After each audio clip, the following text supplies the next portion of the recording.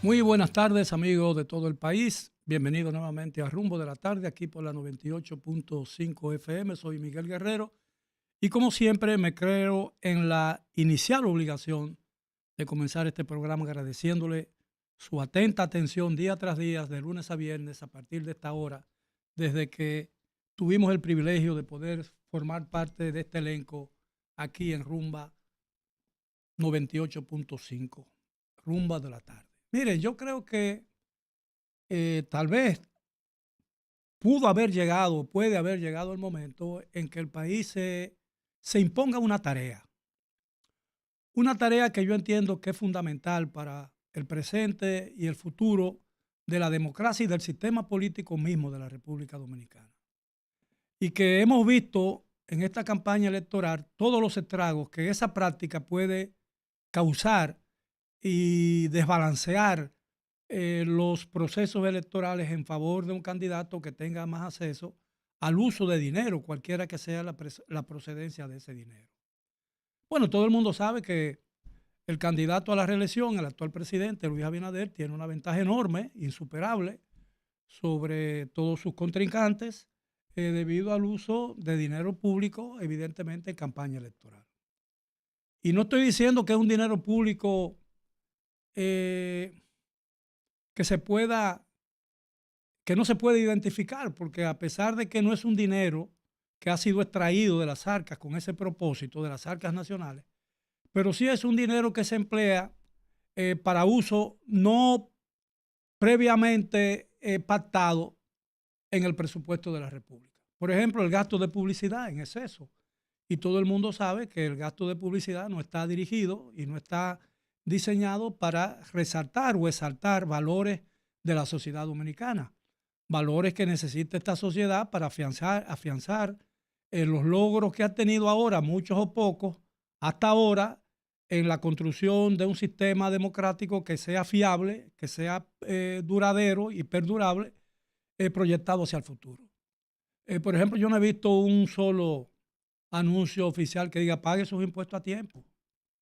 Un mensaje del gobierno nacional, sin mencionar el presidente. No he visto un letrero o una publicidad oficial que diga mantenga limpia su ciudad, porque eso es parte de la sanidad pública. Una ciudad limpia es una ciudad que le ahorra mucho dinero en salud pública, en gastos de salud pública y de enfermedades y pestes a un gobierno, a una sociedad. No he visto un gobierno que diga respete las órdenes, respete las leyes, porque respetando las leyes somos mejores sociedad o cosas parecidas. Toda, el 95%, si no el total, de toda la publicidad oficial va dirigida a exaltar directa o indirectamente la figura presidencial. Lo cual se agrava en un periodo electoral en la que el presidente de la República es candidato. Entonces hay un enorme desbalance, sin lugar a duda, en esta campaña. Por eso yo entiendo que una de las grandes prioridades que tiene el país, una vez finalizado esta campaña electoral, es acordar de común acuerdo entre todas las fuerzas políticas y la sociedad civil y todas las organizaciones profesionales que sientan realmente algo por esta nación, por la salud política de esta nación, tratar de reducir o por lo menos ponerle límites al gasto electoral. Porque la falta de esos límites ha hecho en el pasado y probablemente también en el presente el ingreso de dinero non santo en las campañas políticas. Dinero obtenido poco ortodoxamente, ¿no? A través de prácticas que son censurables en las mismas leyes dominicanas, por las mismas leyes dominicanas y por la comunidad internacional. Porque un dinero mal habido se lava en actividad política de diferentes maneras. De manera pues que además crea un desbalance, que es lo más principal, entre candidatos. Quien tiene más acceso a ese dinero, sea público o proveniente de una fuente dudosa, un dinero que nadie sabe realmente cómo se obtuvo y llegó a la política, pone en ventaja al que usufructa esa fuente de financiamiento. Entonces yo creo que esa es una tarea importante. Ya quizás es muy tarde para iniciar un estudio o tomar en consideración esa prioridad nacional tan importante como cualquier otra, porque lo que está haciendo el ingreso de ese dinero, el uso excesivo de ese dinero, por la falta de un límite en campaña electoral, es que está ensuciando el escenario en que se hace política aquí en la República Dominicana. Entonces, quien tiene más acceso a ese dinero, por supuesto, tiene más posibilidades que el que no tiene. Porque las necesidades del país son tan grandes y la gente son tan grandes, repito, que se da como una práctica usual aquí en la República Dominicana, que mucha gente venda su voto o venda su cédula. Al contrario, por una insignificante suma de dinero, porque esa insignificante suma de dinero podría significar la diferencia en comer mañana o no comer mañana. Y todo el mundo sabe que este es un país todavía que, a pesar del crecimiento sostenido de la economía nacional, quizás con una prolongación, con un trecho mucho más largo que en cualquier otro país en América Latina, que ha crecido a un niveles hasta un 5 y un 6 y un 7% en diferentes oportunidades, ese crecimiento no ha traído consigo una mejor distribución del ingreso, de la riqueza nacional.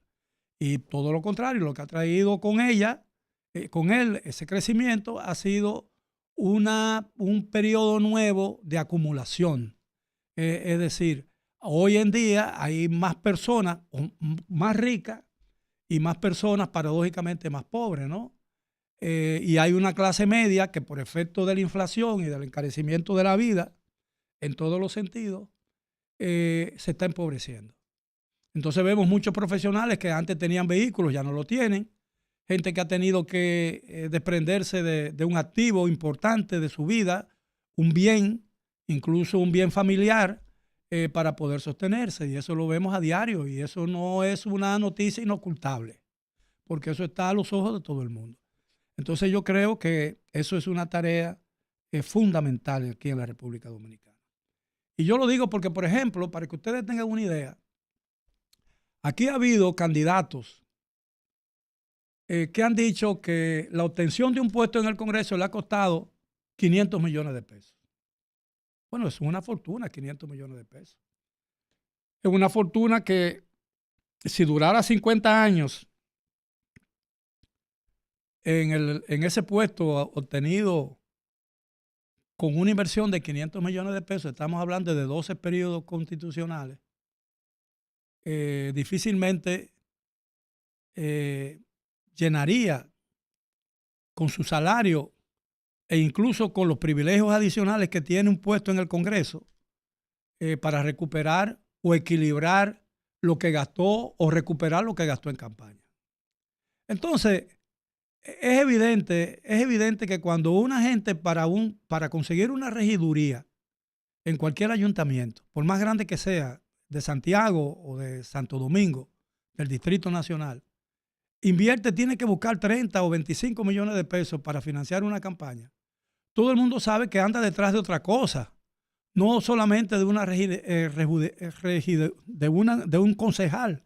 No busca ser concejal para ser concejal.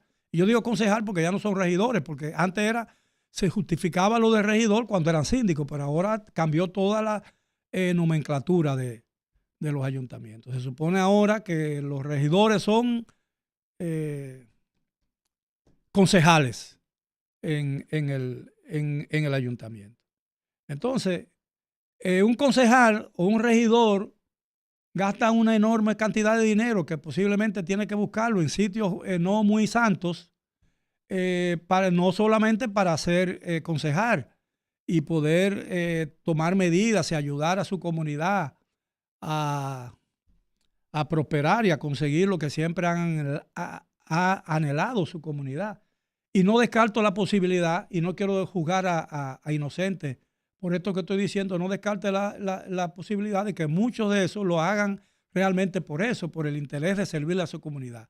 Pero la mayoría, los que invierte esa suma de dinero, lo hace porque está buscando otra cosa con su regiduría. Y eso es evidente. Entonces, yo creo que es necesario poner el límite al gasto electoral, para todas las posiciones electorales que se den.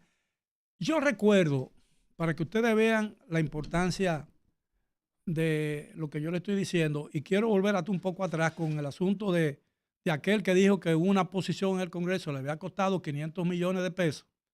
Yo creo que eso era una oportunidad inigualable para que el recaudador del gobierno, es decir, el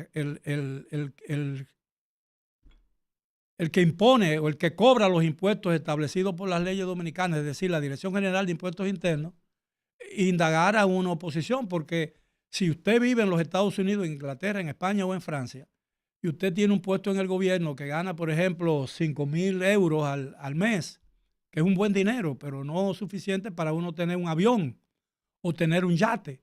Y si usted gana 5 y usted es un funcionario público o no es un funcionario público, tiene relaciones con el Estado o con el gobierno de entonces de cualquiera de esos países, y de pronto con un salario más o menos como el que le he dicho, usted es poseedor de un Rubens, de un Goya o de un Picasso, y además tiene un yate y un Lamborghini y se mueven en aviones particulares de un sitio a otro, entonces lo más probable es que el gobierno diga, se interese por saber dónde usted consiguió dinero para tener todos esos bienes. Eso es lo natural. Yo supongo que eso es lo lógico y lo natural, pero aquí no ocurre eso. Entonces aquí, de pronto, un político dominicano alcanza una posición y al cabo de 3 o 4 años ya es una persona altamente acomodada.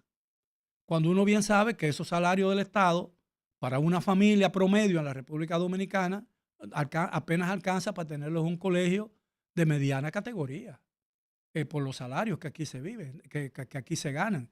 Entonces yo creo que mientras nosotros no nos preocupemos por eso, aquí no habrá equilibrio en las campañas electorales y no estaremos libres, no estaremos exentos de la posibilidad del que dinero sucio sea el que impongan los mandos nacionales, sea en los ayuntamientos, sea en el Congreso, sea en el Poder Ejecutivo. Esa es una realidad. Yo, en una oportunidad, o en varias oportunidades, mientras trabajaba para el libro El Golpe de Estado de Juan Bosch, que narra las condiciones o el ambiente en que se produjo el golpe de Estado y los 7 meses del gobierno de Juan Bosch, tuve la oportunidad de entrevistarlo muchas veces, muchas veces. Y muchas de esas entrevistas se grabaron no solamente en casetes, en grabadoras, sino también fueron grabadas en video, con la autorización del señor Bosch. Yo lo hice de esa manera, primero porque sabía que Bosch estaba ya en una especie, un tiempo en que no era el mismo Bosch brillante, ya siempre fue un hombre brillante, ¿no? Pero, y un hombre, un pensador, pero no estaba en las condiciones en que se le conoció aquí mientras era presidente y mientras era líder y luchaba años atrás por la presidencia de la República. Él me contaba sobre el tema que motivó e inspiró gran parte de la oposición que culminó con el golpe que lo derrocó, aquella nefasta madrugada del 25 de septiembre de 1963, que mucha de la gente que apoyó el golpe era gente que se había sentido molesta o afectada por alguna de las disposiciones que él había tomado, como por ejemplo el precio tope del azúcar, que impuso un tope, es decir, en la venta de azúcar por encima de ese nivel en los mercados internacionales iban a formar parte de un impuesto, ¿no? Y pertenecían al Estado Dominicano. La ley de cuota parte de ese tipo de cosas que realmente no cayeron bien en los círculos de terratenientes e industriales de la agricultura, la ganadería y de la industria en sentido general. Y entonces me contaba Bosch que en el gobierno de Pío Socarrás en Cuba,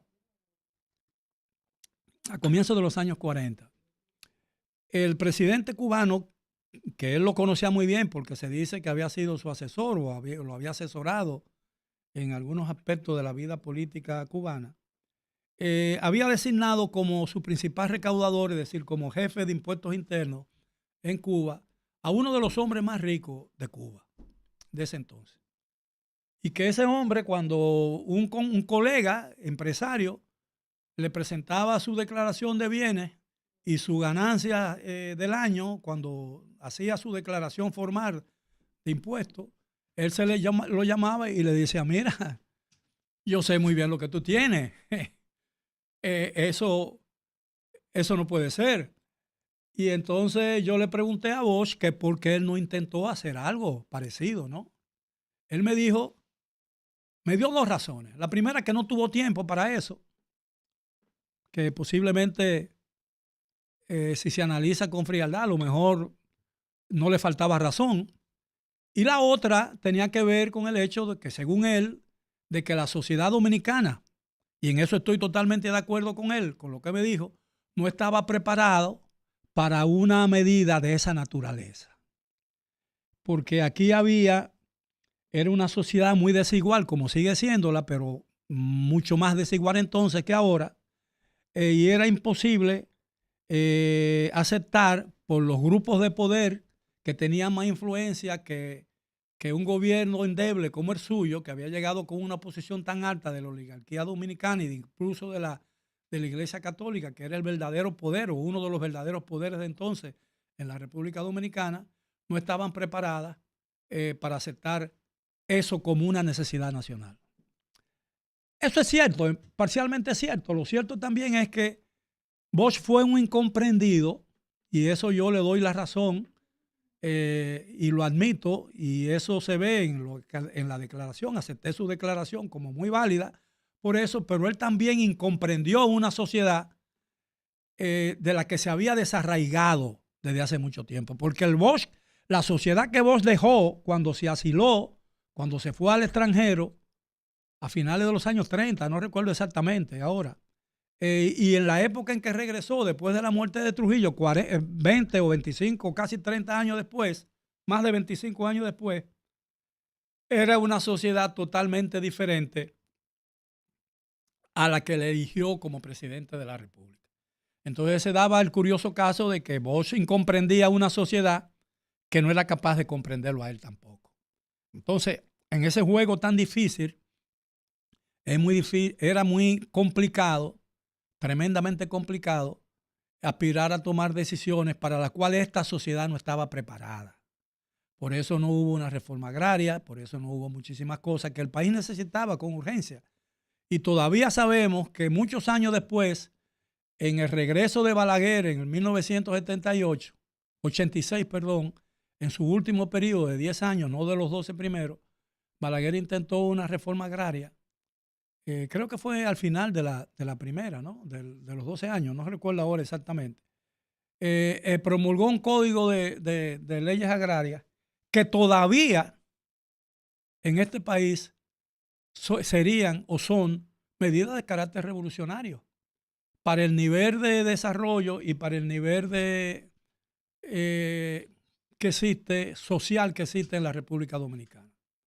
Es decir, el nivel de cuota aparte, la ley de cuota aparte, es decir, la ley, muchísimas otras leyes. Incluso Balaguer llegó a decir que el problema, que uno de los problemas graves que tenía la ganadería dominicana era que habían vacas que tenían un terreno donde desenvolverse y caminar más grande que el de cualquier campesino. Y eso es una realidad todavía en la República Dominicana. El problema es que cuando se intentó una reforma agraria o se hicieron intentos de reforma agraria, por ejemplo, durante el gobierno que le siguió de Antonio Guzmán, o el gobierno anterior de Antonio Guzmán, que el Central Romana, presionado por que era el principal terrateniente, y creo que sigue siendo el principal terrateniente de la República Dominicana, ¿no? La compañía con más tierra en el país, probablemente, no tengo esos datos al día. La compañía, para reducir presión oficial del gobierno sobre la industria que ellos tenían, la industria azucarera, ofertó y entregó al gobierno 100,000 tareas de tierra para ser distribuida en el este dentro de los planes de reforma agraria. Bueno, ¿y qué sucedió? Que al cabo de 2 años el Central Romana había recomprado toda esa tierra, porque no había tampoco una práctica ni había tampoco una estructura que permitiera que esa entrega de tierra a los campesinos produjera la riqueza que producía en manos de una compañía con una extensión de terreno que le hacía, ¿cómo se llama? Monopolio, un oligopolio en ese aspecto. Entonces, es muy compleja la vida oficial, pero yo creo, insisto, antes de pasarle la palabra a nuestro compañero Ulises, que acaba de llegar porque él siempre se da la tarea, como buen padre que es, y por eso nosotros aquí lo queremos tanto, que él pierde una parte del horario del programa para ir a buscar a sus hijos a la escuela. Y lo trae consigo. Y yo me he hecho amigo de sus hijos porque son muy simpáticos. Sí. Incluso más simpáticos que el papá. A veces, ¿no? A veces. De todas maneras, te damos la bienvenida, Ulises, sin antes, pero permíteme antes decir que yo quiero insistir en que una de las grandes tareas que tenemos por delante en el futuro inmediato es tratar de crear límites al gasto electoral para hacer más competitivas las campañas electorales y más, diría yo, cerrarle la puerta a dinero non santo que penetra las campañas electorales y la política dominicana con todo el daño que eso le causa a la sociedad nacional. Saludos, Miguel, saludos a los amigos y amigas que nos acompañan siempre en esta hora de 4 a 5 de la tarde en Rumbo de la Tarde, en la 98.5 FM, Rumba de la Tarde. Saludos a los muchachos también aquí en cabina, a los técnicos que están siempre con nosotros. Este tema del gasto electoral, yo pienso que Miguel tiene toda la razón cuando dice, primero que el gasto no debe ser tanto, y segundo, que el gasto no debe ser por tanto tiempo. Es decir, una campaña electoral no puede ser, primero hay una precampaña, y esa precampaña implica que todo el que tiene intención, no posibilidad, intención de aspirar a un cargo, lo hace. Segundo, que los que más saliva tienen son los que más hojaldre tragan, ¿no? O sea, los que más posibilidad, los que más poder tienen son los que más aguantan. En el tiempo eso explota muchas fortunas de políticos. Y hemos visto conocidísimos políticos que su fortuna la han invertido en la política y ni han llegado a nada a la política. Bueno, no han llegado a lo que han querido. Por ejemplo, sabemos lo que pasó con Jacinto Peinado. Jacinto Peinado invirtió su fortuna en una campaña electoral o en varias campañas electorales. Sin embargo, desgraciadamente, ido a destiempo, no lo pudimos ver como presidente. A lo mejor uno no sabe el presidente que se perdió. Perdona que te interrumpa, yo no me refiero a ese tipo de gasto de campaña, porque si un candidato que tiene, por ejemplo, el actual presidente, que todo el mundo sabe que es hijo de una familia que acumuló dinero profesional, son negocios, la esposa de los Arbajes, son una gente rica, que tienen probablemente tienen más dinero, probablemente, no sé. Tiene linaje económico. Sí, tiene y probablemente tenga más dinero que los Abinader, ¿no? Sí. Que un Abinader cualquiera, y cuando yo digo cualquiera no lo estoy menospreciando, sino claro, estoy diciendo para no ponerle un nombre. Un presidente. Un presidente que sea un empresario que tenga dinero, como el caso de Jacinto Peinado, lo invierte, bueno, y lo pierde, sabía lo que estaba haciendo. Por ejemplo, a mí no se me podía, yo lo conocía a Jacinto y tuve la oportunidad, al señor Peinado, tuve la oportunidad incluso de tratarlo, incluso a su papá, a pesar de la diferencia de edad. Que a mí no se me hubiera ocurrido sospechar de la procedencia del dinero que Jacinto Peinado gastara en campaña, porque yo sabía que él tenía dinero. Eso no quiere decir tampoco que no le entregara dinero de otra cosa. Exacto. Pero si otro Jacinto Peinado le daba a ese Jacinto Peinado dinero para la campaña, tampoco uno podía sospechar de la procedencia de ese dinero. ¿Entiendes? Porque era otro empresario importante, conocido. Por ejemplo, ¿quién duda, por ejemplo, de ciertas familias de Alcurnia aquí? Alcurnia en términos económicos, no social. Del dinero que hace. Bueno, ellos gastan su dinero como les venga en gana, porque eso lo ha ganado. Con muchos años de trabajo, tú puedes cuestionar el tipo de trabajo. Bueno, este hombre lo que hace es que vende alcohol. Bueno, pero... Aquí se bebe mucho alcohol, se vende no, pero mucho alcohol también. Eso es una actividad legítima en el país. Y yo no estoy seguro que un gobierno sobreviva aquí en la República Dominicana y en muchos otros países si prohíba el consumo de alcohol, a menos que no sea un musulmán de esos radicales que desafortunadamente gobiernan en algunos países para mal de la humanidad. Pero yo me refiero al dinero que entra sin procedencia conocida en campaña, ¿entiendes?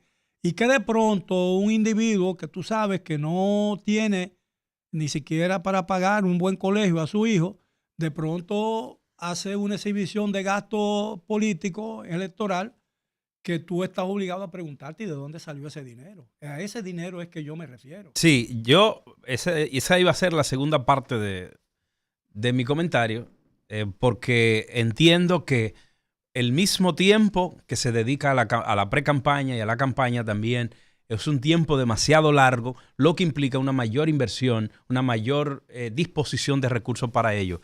Y la otra parte que iba a decir es justamente que nosotros hemos estado viviendo bajo un clima un clima político me refiero, en el que todo el que quiere hacer política se mete a la política.